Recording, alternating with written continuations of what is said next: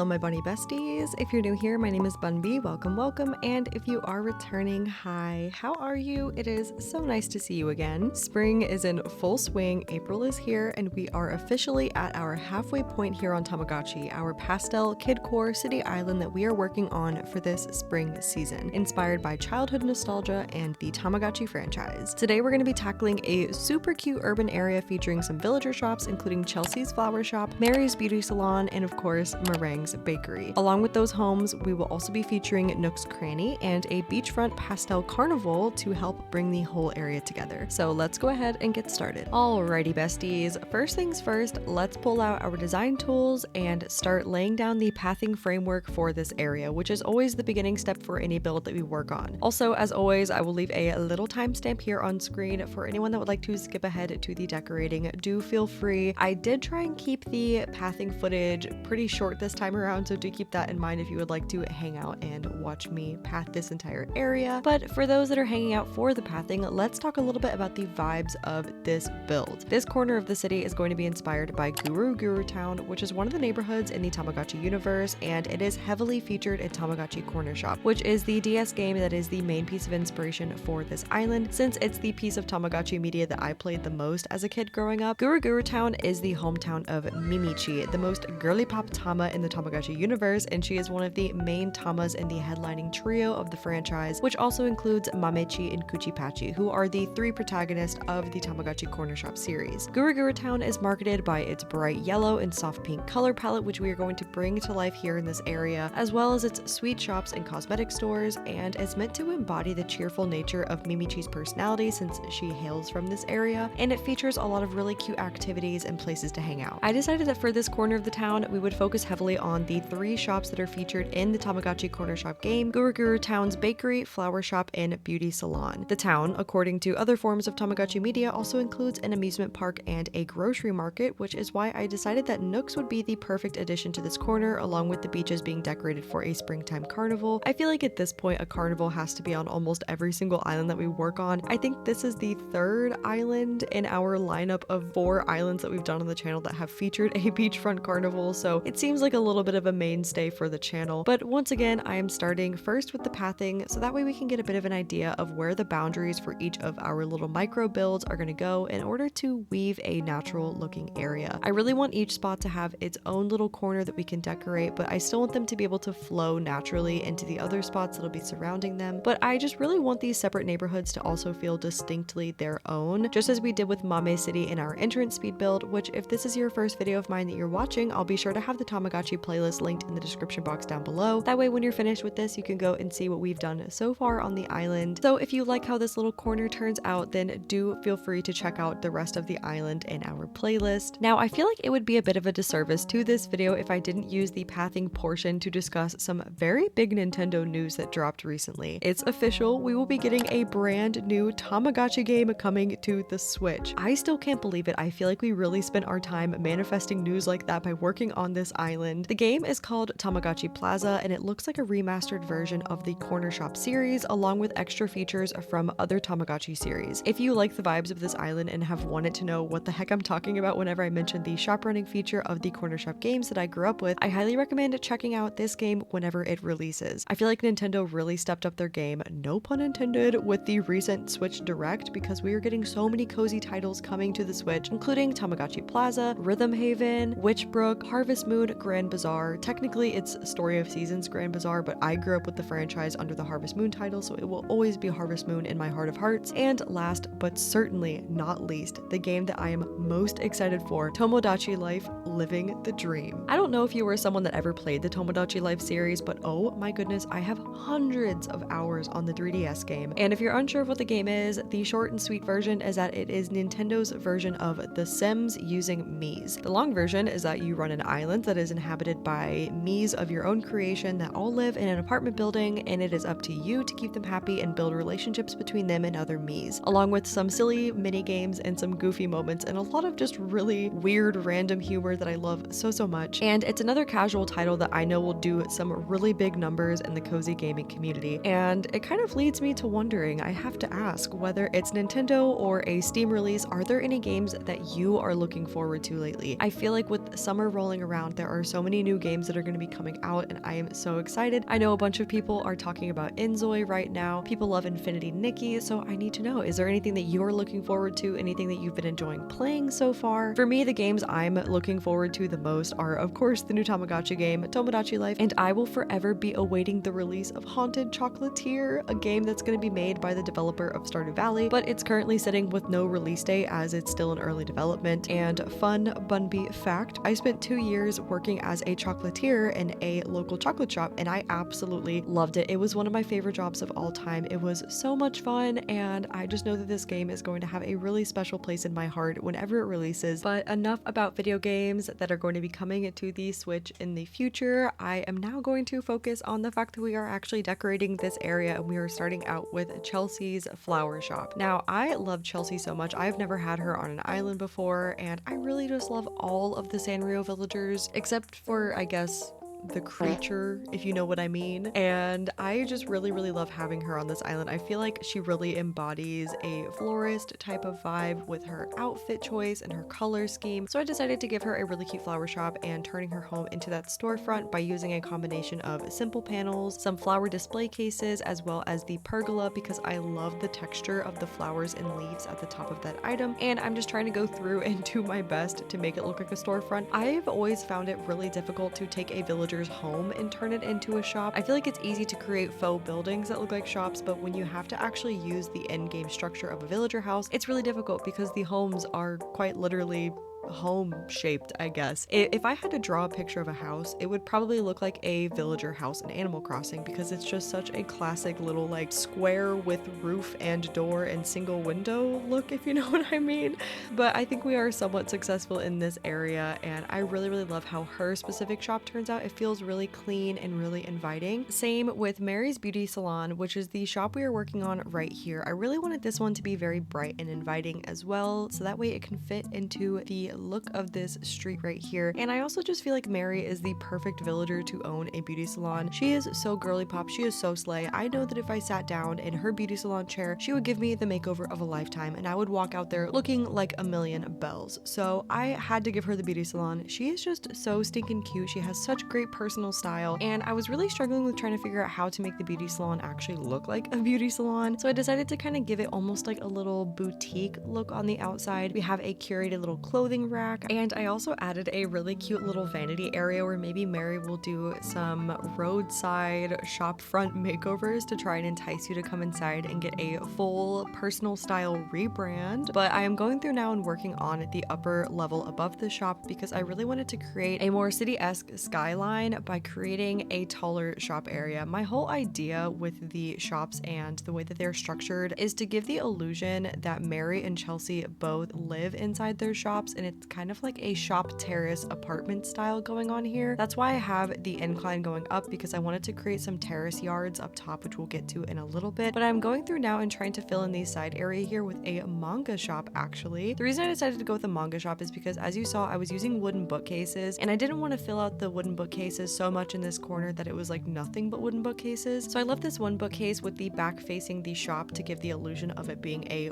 wall, and then on the other side you can still see the books. So I was like, what can I do to turn this into something? And that's why I decided to go with the manga shop. Maybe it's actual books on display that you can peruse before walking in, and I just really like how that area turned out. I feel like it was one of those little spur of the moment inspiration builds that I'm really proud of. But now we're just going through and adding a couple of trees to our sidewalks. This is something that is really important to remember when doing builds like this, because it can look very flat and very monotonous if you don't have some texture and some movement going on. So of course, going through adding a couple of trees here and there before moving up top to these terrace backyards. Once again, I am so excited for you guys to see this area. I feel like this part of the build, weirdly enough, is my favorite. I like a lot of stuff with this build, but these little backyard areas up here are just so stinking cute, especially Chelsea's little garden area. And I feel like it almost reminds me of the dog park that we worked on in our resident services build, which once again, if this is the first video of mine that you are seeing, you can find that resident services video in the Tamagotchi playlist down below. below. But as you all know, I love the dog park so much. It's one of my favorite spots on the entire island, and this backyard area gives me that same vibe. Very like Barbie dream house, almost like childhood liminal space. I know usually people use liminal spaces when they refer to something in the horror genre, but sometimes I feel like liminal spaces are more so meant to be spaces that kind of just evoke a feeling of nostalgia or vague remembrance, like something that you dreamed of a really long time ago when you were a child. I think a lot of times liminal spaces get a bad rap because of the fact that people usually use them in an off-putting or unsettling sort of way, but I think there's supposed to be a level of comfort that comes from liminal spaces of, I've been here before, I've seen this before, I've experienced it before, but now I'm looking at it from a different angle. And I really feel like when it comes to this terrace backyard area, something about it just gives me that feeling of old nostalgic DS games, like Imagine series, or as I've mentioned, like Barbie dream house style. Like this is the type of place that I would imagine my Barbies or my Beanie Babies or my Littlest Pet Shops were living in, if that makes sense. But I think because of that, I feel this like really strong nostalgic tie to this backyard area. Maybe I'm looking into it too deeply. I wouldn't be surprised knowing me because I look at everything too deeply. But overall, I just really like how this area turned out. I decided that for Mary's side of her yard, I was just gonna keep it simple, give her a little area to maybe do some sunbathing, give her a spot to hang her laundry. She'll have a little area to sit down and eat some snacks underneath the shade of a tree. And then Chelsea's side is a little bit more involved. Because of the fact that she owns the flower shop, I decided that it would make sense for her to have an area to do some gardening and maybe grow the actual flowers that she uses and the bouquets that she designs. So I gave her a little flower garden that also has an accompanying little garden shed that I made out of storefronts, wooden bookcases, and simple panels. And I just really love how bright and vibrant this whole area is. I feel like these backyards almost remind me more of early summer than they do of springtime, but overall, I'm so proud of how this spot turned out. With a lot of areas on Tamagotchi being mostly pavement and roadways and structures and buildings, it is really nice to give myself something fresh to work on, like the dog park or like these backyard areas that really help to bring some fresh flair to the builds that we have going on here on the island. I can get kind of burnt out sometimes doing a single style across an entire island, so being able to give myself a little refresher by working on spots like this is always really nice, and it's of course a great way to bring some variety to your builds. I highly recommend it, especially if you're working on a citycore island, to try and add some natural spaces, whether it's a public park, a dog park, some backyards. Even if you're working on a suburban area for your villagers' homes, I think it's a great idea. I will also kind of go ahead and spoil a future upcoming speed build, and it will actually be for the area that will take up the space behind the terrace yards, and that will be Patchy Forest, the third and final neighborhood for the island. It will be a bit more of a natural build. It's obviously going to be a forest since it's called Patchy Forest, and it's going to be really fun to work on that spot because of the fact that it's going to be a bit more natural. But like I said, we have a ton of space left on this island. I'm going to be doing a couple more neighborhoods, a couple more like storefront areas. We still have the museum that we need to decorate, which I'm very excited to work on. And then once again, Patchy Forest, which will probably cap out the end of the island. But now we are going through and working on Meringue's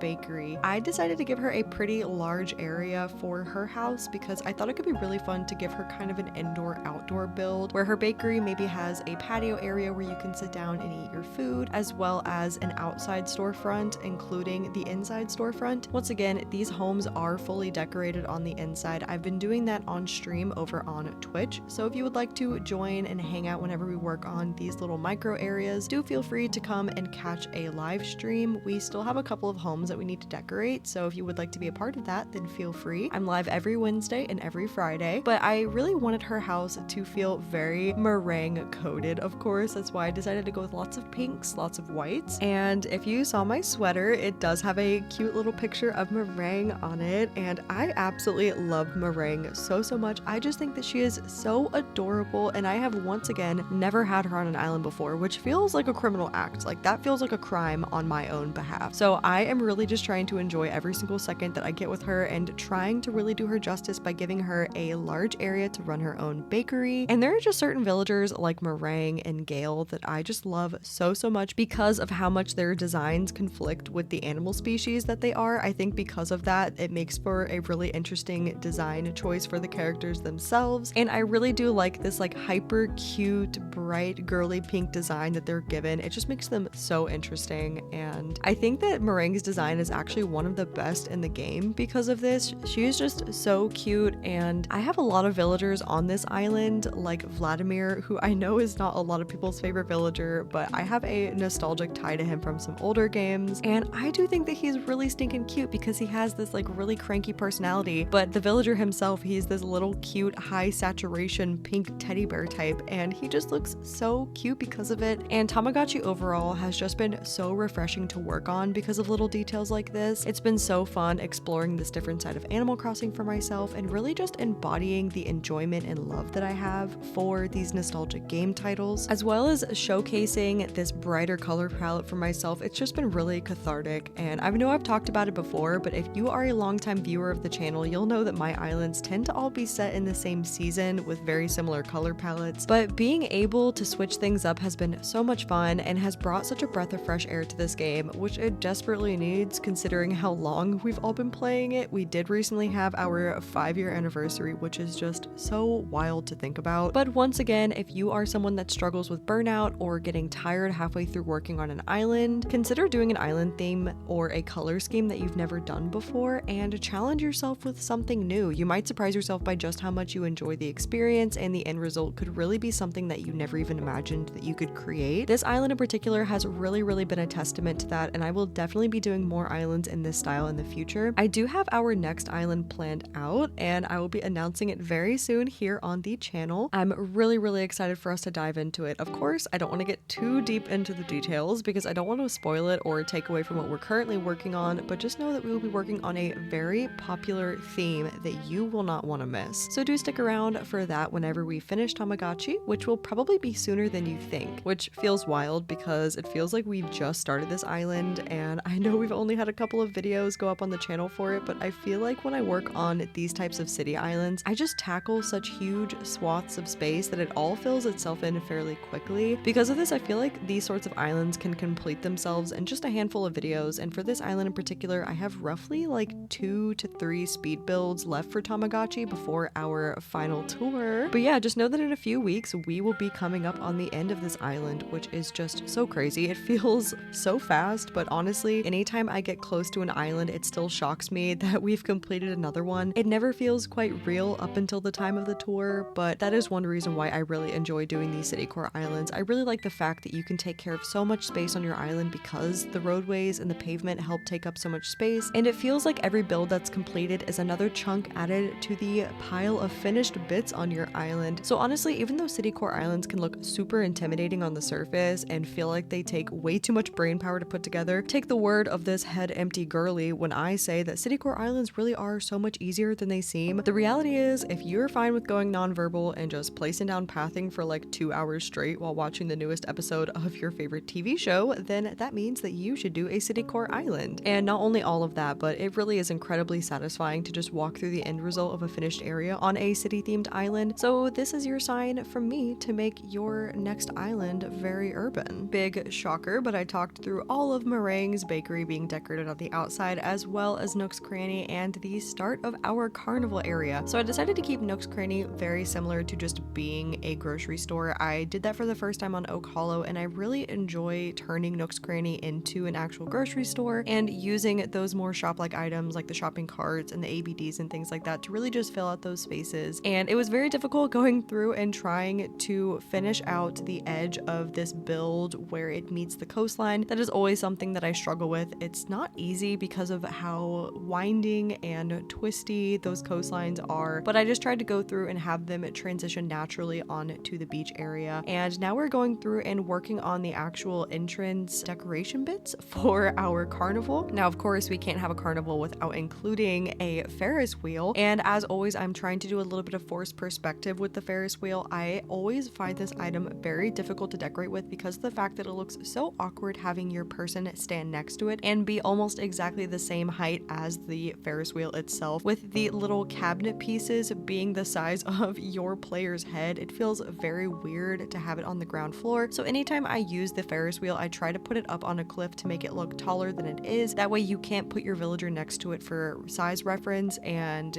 get that weird look. Forced perspective is something that's used a lot of times in actual amusement park designs. That way they can create these grand looking areas without taking up too much space because of of how small most amusement parks actually are. There's a whole like subsect of architecture just for amusement parks and creating these forced perspective areas that give the illusion that you're looking at an actual castle or looking at an actual mountain, when reality is it's just put to a scale at a height that makes it look bigger than it actually is, which I think is super cool. It's one of those weird like niche understandings of different subjects, like this particular subsect of architecture. But once again, going through working on the carnival area, my idea with it was to create two different entrances. We have one at the end of the roadway. I feel like it's a really great way to cap off the roadway, but then we have one that is more of the main entrance at the bottom part of, I guess, this like plaza area is the way I would describe it. It's more of like a pavilion shop market spot, but once again, I'm taking some very heavy inspiration off of Guru Guru Town and the way that the map art is done for that area. It's kind of hard to translate it because of the way that the Tamagotchi neighborhoods are designed in official artwork. It's very awkward trying to figure out what the actual proportions are and what the actual layout is, because of the fact that it's kind of more of a childish map design, which, don't get me wrong, I love the aesthetic of, but when you're trying to interpret it in a game that has actual like pathing areas, it's very difficult. But once again, we are going through and filling up these side bits with some trees and some flowers and shrubs, and really just trying to bring some texture and some movement. Of course, it is cherry blossom season, so the wind is blowing and it makes all of the foliage move around as well, which I think is super fun for giving some fun things to look at in these areas. But now we are moving on to the official carnival spot, the final area of this speed build. We're just going to walk through really quickly so I can show you all the pathing that I had placed down originally. I decided to skip the pathing for this area just because I thought it could be a little bit monotonous since you can't use the terraforming tools on the beach, but let's go ahead and start building out the carnival. For the first area of the amusement park, I decided to build out a little toy train. I have this railroad pathing that I believe was designed by Tropicitch, if I remember correctly, and I've only used it in one area of the island, which was our entrance where we built our subway station, so I wanted to try and find another area to use it on Tamagotchi. And when it came to working on this amusement park, I decided to take some inspiration from some real life areas like the Disney Railroad that circles the park, or the Hogwarts Express in Universal and Islands of Adventure that links the two parks together. But with the actual design of the train itself, I was inspired by toy kid-sized trains that ride around in one of my local malls. I'm pretty sure that my town isn't the only one that has a mall with a tiny, outdated, old-fashioned train that can actually be quite annoying to encounter on a packed Saturday at the local mall when you're just trying to go to like Hot Topic or something. But I thought that it could be fun to use those tracks as well as create a faux building train station that the train itself is coming out of. Once again, to use some forced perspective and give the illusion that the amusement park goes further than it does. It also kind of helps cap off this awkward corner of the beach and to keep anyone who is visiting the island from noticing the river mouth and the small strip of beach on the other side. But now we are going through and actually placing down the train pieces itself, and I'm using this little hack where I'm using box sofas and the plaza train to create the illusion that you can sit here and that there are actual train seats. Now, I wish that Nintendo would have given us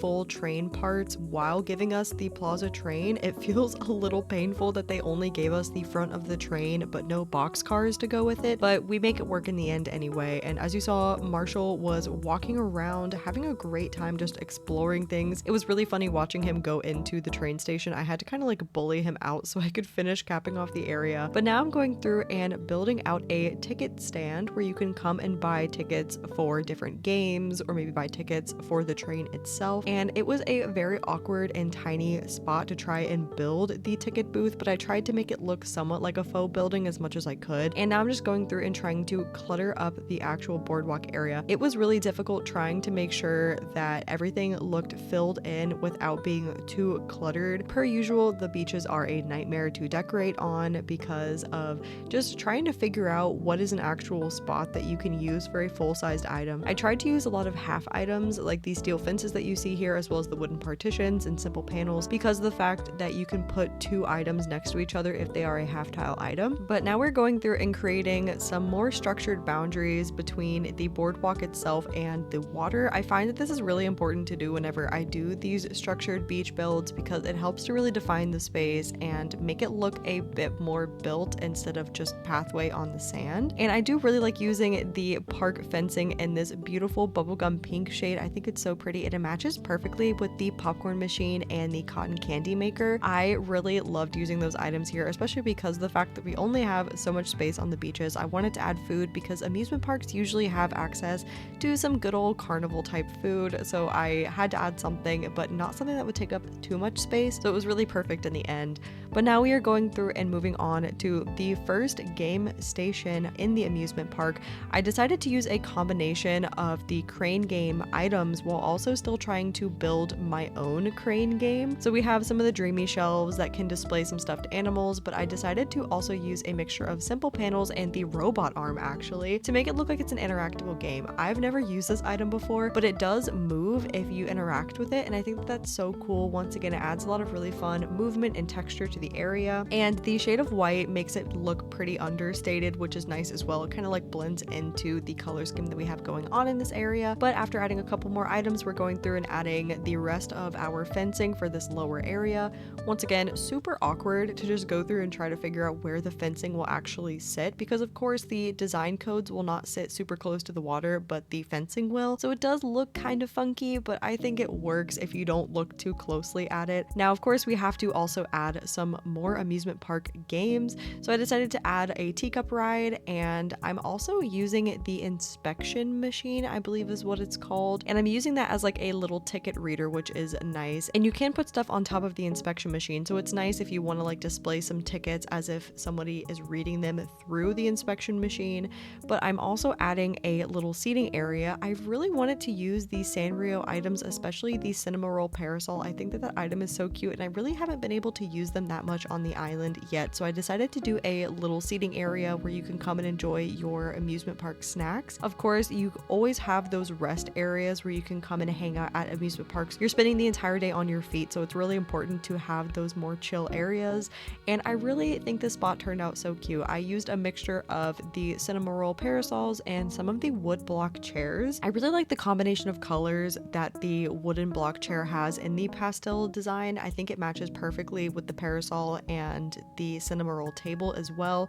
And I feel like it's very, very cluttered in this spot, but you can still move around. You don't have to scooch between anything, which is very nice. But we are going to move on to the deck area. I decided that I wanted to try and cover up Captain. I try to do that sometimes when I don't really think that he fits the vibe of the island. I feel so bad because I just have him like trapped behind here. But I decided that a little ice cream shop would look super cute in this area, and it would give me a chance to use the crane game in some different colorways as well, because it comes in a very pretty icy blue. So I decided that a cute little ice cream shop would fit perfectly for the amusement park as well. So while we put the finishing touches on this little area, of course we have to have some gyroids sprinkled throughout the amusement park for some fun noises going on when you walk around. It's time to move back up top, where I have to try and figure out how the heck I'm going to decorate this insanely narrow and awkward space. I have used so many wide display stands on this island. I think it's now my favorite item in the entire game, but it's been very nice to be able to use them to kind of cap off some areas and make them look a little bit more substantial, a little bit more built out. And I'm going through and creating a pergola walkway area to kind of cut through some of the awkward placement that I have for the design tiles. Once again, the beaches are such a nightmare when it comes to placing down design codes, so you can have some very awkward little corners and jutting bits. So I decided to try to cover them as much as I could with that pergola item and the simple panels. But now I'm going through and trying to build a little seating area by the beach, make it very cute, very cozy, and add some more structures using the street lamps because I haven't used those in a little bit and I didn't really use much on the beach to begin with. But I'm going through and trying to layer a stall with some simple panels, almost as like a little prize booth. I decided to add a toy box and the little water bird item, I think is what it's called. I don't know, it came in a pretty color and I thought why not. But I did also add a plate of cookies because I thought the cookies almost looked like enamel pins or stickers of some kind instead of cookies. But to finish out this little corner area, this is the last little bit that we are going to be working on, and I decided to add a couple of more plaza game stands because thus far I think we only had one in the amusement park, so I had to add a couple of more, and I feel like it really helps border out the boardwalk area very nicely. And I do wish that we had a couple of more variations like for the actual games that are offered with the game stands, but this is actually actually everything for this corner bit. So without further ado, let's take a look at the beauty shots.